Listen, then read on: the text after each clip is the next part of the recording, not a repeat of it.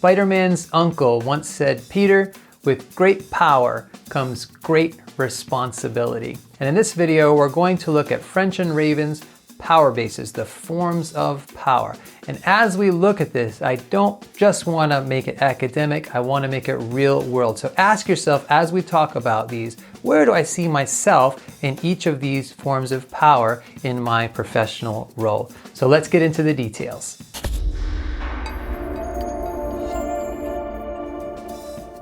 Hello again, friends. Alex Lyon here, and this channel, Communication Coach, is here to help people like you, rising leaders, to help you increase your own personal leadership impact to bring up the people around you. And today's topic is power. French and Raven's original 5 power bases, and then at the end we're going to talk about the 6th power base that they added a couple years later in the 1960s. This is really old research, but I think you'll be surprised at how applicable it is to your current position. So the first form of power is legitimate power. This is where you are hired, elected, or appointed to a particular position that comes with responsibilities, legitimate responsibilities. So let's say you're a frontline supervisor.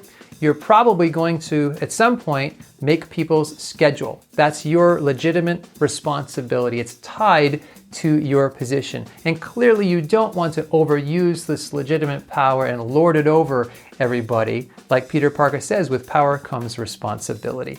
The next form of power is reward power. And this is pretty expansive. If you're ever in a spot where you can reward somebody with money, with free time, with praise, like a pat on the back, hey, good job, that's a reward that people like, and that has an influence over them because we want to work hard for rewards. I'm a middle-aged man and I still like a pat on the back. If someone says a job well done, that's a reward for me. The flip side of this is the third form of power, which is coercive power. And this is another one you don't necessarily want to overuse. This is the power to punish or potentially punish. So in other words, if people know that you could hypothetically punish them, then you still have coercive power. So you don't have to use this to have the form of power. So I teach college and everybody knows that the teacher has the power over the grade. And so in my position, I currently have coercive power. Although I don't mention that, I don't push that on people, but everybody knows that the boss can fire you, that the teacher can give you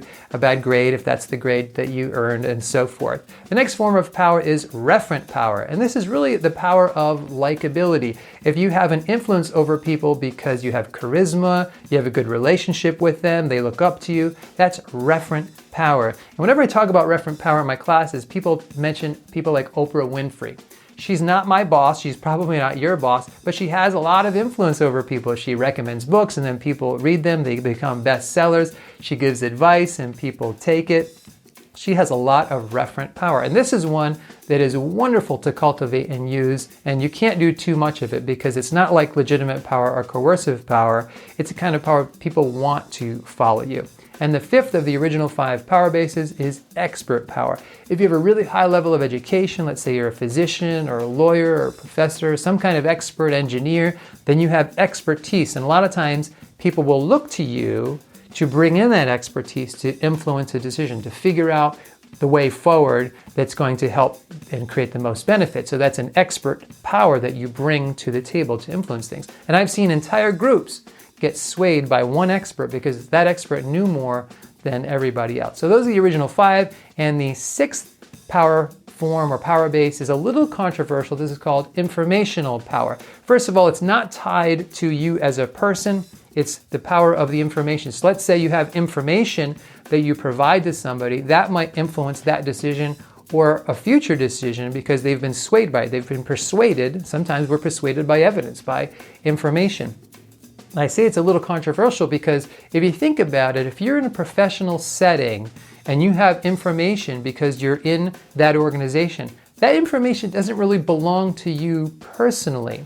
And so you want to be very cautious not to use that information as a commodity, as a way to make yourself more powerful. Information in organizations should be shared widely. If it's the kind of information that people would benefit from, then it should be shared widely. You shouldn't hold on to it. And I've seen people do this. They use it like it's money to buy and sell and trade to enhance their own position of power. The other way that this is a little different from the others is it's not connected to you personally. So reward power, legitimate power, those are connected to you and your position personally. But informational power is not. So in other words, if you give someone information, then they have that information. You don't have it anymore. So now the information is shared. It's somewhere else. In fact, you might even give them information and they don't even know it came from you. So in its nature, this one's a little different from the other 5, and that's probably why they added it later. It is, however, very important to put on the list. So like I said, question of the day, where do you see yourself in this list? I would love to hear the kinds of power that you see tied to you in your professional role, and I'd love to hear that in that section below. So thanks, God bless, and I will see you in the next video.